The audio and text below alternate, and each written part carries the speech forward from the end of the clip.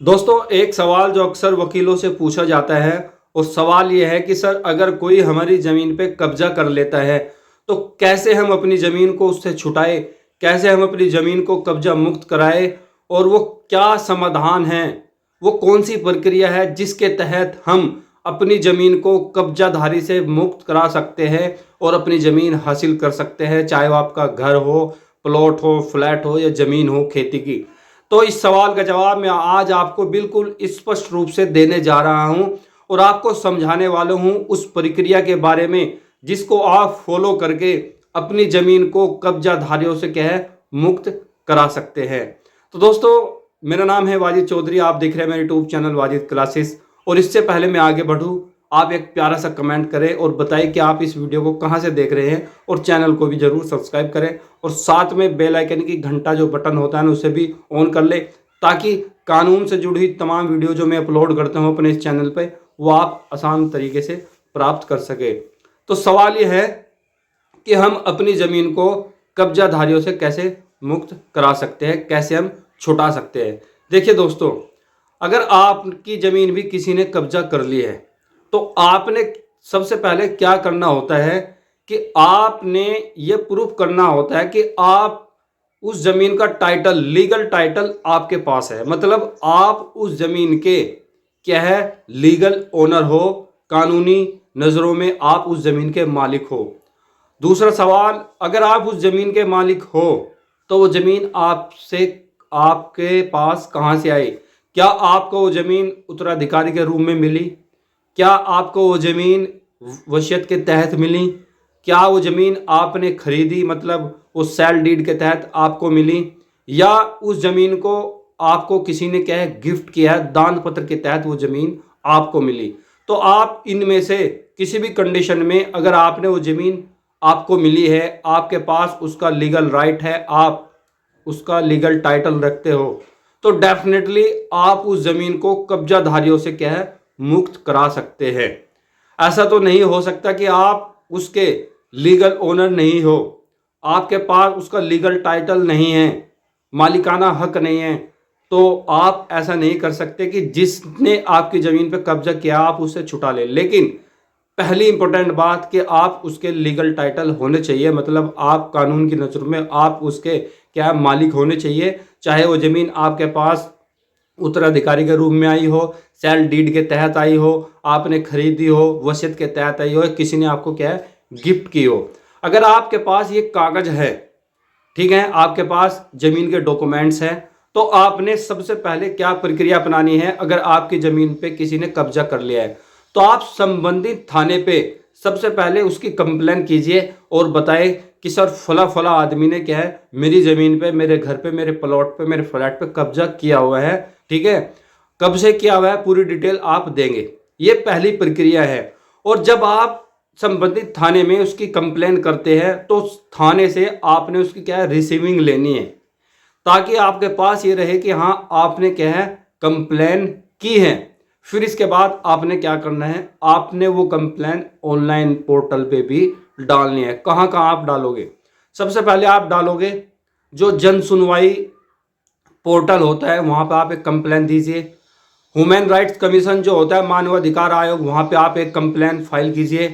साथ ही साथ आप सब एसपी को एक कंप्लेन कीजिए, डीएम को आप ऑनलाइन कीजिए, और सबसे बड़ी बात मुख्यमंत्री पोर्टल पे भी आप उस कंप्लेन को क्या है फाइल कीजिए। ये प्रक्रिया है जो आपने स्टार्टिंग में फॉलो करनी है। डेफिनेटली आपने क्या है इसको फॉलो करना है, क्योंकि जब आप कोर्ट में जाएंगे, अगर आपका कब्जा नहीं छूटता, आप कोर्ट में जाएंगे तो आप कोर्ट से आपसे कोर्ट यही सवाल करेगा, क्या आपने इससे पहले कहीं कंप्लेन की थी? जब आपकी ज़मीन पे किसी ने कब्जा किया हुआ था तो आपने कहाँ कंप्लेन की?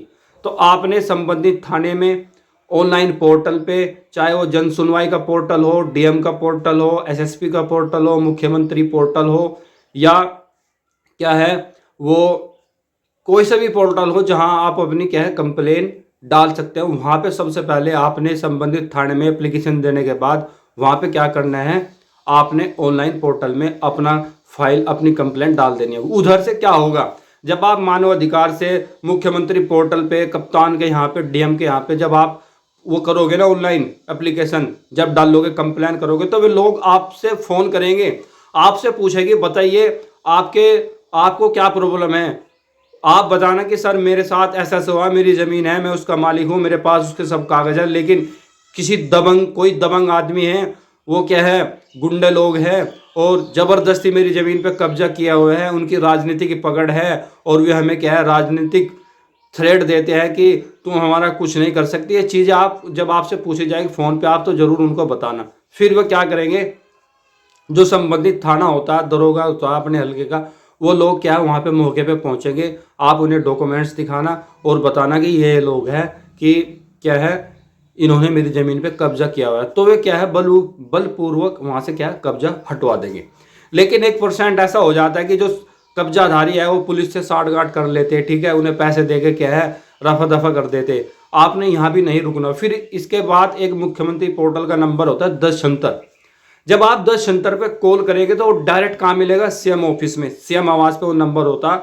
वहां को आप डायरेक्ट बताना है कि सर मैंने फला फला जगह कंप्लेन की थी लेकिन मेरी सुनवाई नहीं हो रही और उन्होंने क्या पैसे जो भी किया उन्होंने क्या है बात को इधर उधर कर दिया, मेरी बिल्कुल भी सुनवाई नहीं हो रही। जो दबंग लोग हैं उन्होंने क्या है मुझे वापस थ्रेट दे रहा है। तो बिल्कुल मुख्यमंत्री पोर्टल से आपकी कंप्लेन 100% सुनी जाएगी और आपको इंसाफ जरूर मिलेगा। बट सबसे पहली प्रक्रिया यह है कि आप संबंधित थाने में उसकी कंप्लेन कीजिए। मान लीजिए 1% यहाँ से क्या है आपको क्या है कोई फायदा नहीं होता, आपने संबंधित थाने में भी दे लिया, आपने डीएम का भी दे लिया, आपने कप्तान का भी दे लिया, आपने क्या है जन सुनवाई पे भी डाल लिया, मानव अधिकार में भी डाल लिया, लेकिन अगर आप जमीन के मालिक हैं तो डेफिनेटली आपका वहां से ही पोजीशन हट जाता है कब्जाधारियों का। लेकिन अगर यहाँ से भी आपको क्या है रिलीफ नहीं मिलता तो आप क्या करेंगे, आपने फिर क्या करना है, परमानेंट इंजंक्शन मतलब मालिकाना हक का एक civil case, civil suit file करना होता है संबंधित न्यायालय में। वहां पे क्या होगा, जब आप संबंधित न्यायालय पे सूट फाइल करोगे, केस फाइल करोगे मालिकाना हक का, तो कोर्ट क्या करेगा, जिन कब्जाधारियों ने आपकी जमीन पे कब्जा किया हुआ है, कोर्ट उनको क्या है नोटिस भेजेगा, उनको बुलाएगा और उनसे पूछेगा कि ये जमीन आप पे कहाँ से आई, कहाँ से आपने जमीन हासिल की। और जब कोर्ट उनसे पूछेगा उनके पास कोई डॉक्यूमेंट्स तो रहेंगे नहीं कि उनके ऊपर वो जमीन दादा इलाही आई हो या उन्होंने वसीयत से हासिल की हो, क्योंकि उसका लीगल टाइटल तो आपके पास है, तो वे कोर्ट में कुछ भी क्या है प्रूफ नहीं क्या कर सकते, उस जमीन को प्रूफ नहीं कर सकते कि ये जमीन मेरी है। तो फिर क्या होगा, तो फिर कोर्ट उनको क्या है पनिशमेंट भी देगा, उनके ऊपर जुर्माना भी लगाएगा और उन्हें क्या है सजा भी हो सकती है। तो आपने करना क्या है, पहले प्रक्रिया को फॉलो करना है। आप जो है प्रशासनिक तरीके से पहले इसे शूट आउट कराने की कोशिश करें, कंप्लेन कीजिए, ट्रेसिंग पास की, ठीक है, क्रिमिनल ट्रेस पास मतलब किसी के घर में, किसी की ज़मीन में, किसी के आवास में ज़बरदस्ती घुसना, क्रिमिनल ट्रेस पास, इसके तहत आप कंप्लेंट डालिए। पुलिस के लेवल से भी आपका क्या है कब्जा हट सकता है। ऐसा नहीं है अगर आप उसके लीगल तौर पे असली मालिक हो और आपके पास वो ज़मीन चाहे वो आपके दादा से आई हो, अपने आपके पापा से आई हो, वसीयत से आई हो, आपने खरीदी हो या आपको किसी ने गिफ्ट की हो, आपके पास लीगल डॉक्यूमेंट्स है तो ज़मीन आपकी है, आपकी ज़मीन कोई नहीं छीन सकता। अगर आप देखिए आपने डरना नहीं है, पुलिस है, प्रशासन है, आपने दबंगों से जो भी वे गुंडे हो, दबंग हो, कुछ भी हो, वे राजनीतिक पहुंच रखते हो, लेकिन कानून है इस देश में। आपने थोड़ी परेशानी तो उठा सकती है लेकिन आप परेशानी उठाने के बाद आपकी ज़मीन आपको ज़रूर मिल जाएगी।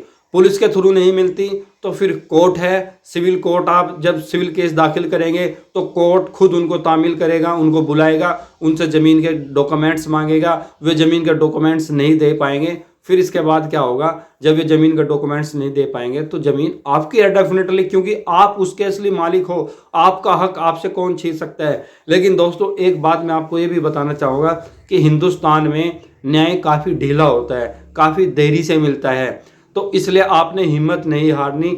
अपने हक की लड़ाई अगर आपने लड़नी है तो आपको लड़नी पड़ेगी अगर आपको अपना हक पाना है। देखिए मैं झूठी बातें या झूठी कहानी आपको नहीं सुना पा रहा हूँ, नहीं मैं सुनाना चाहता, मैं आपको रियलिटी बताता हूँ। परेशानी आपको उठानी पड़ेगी।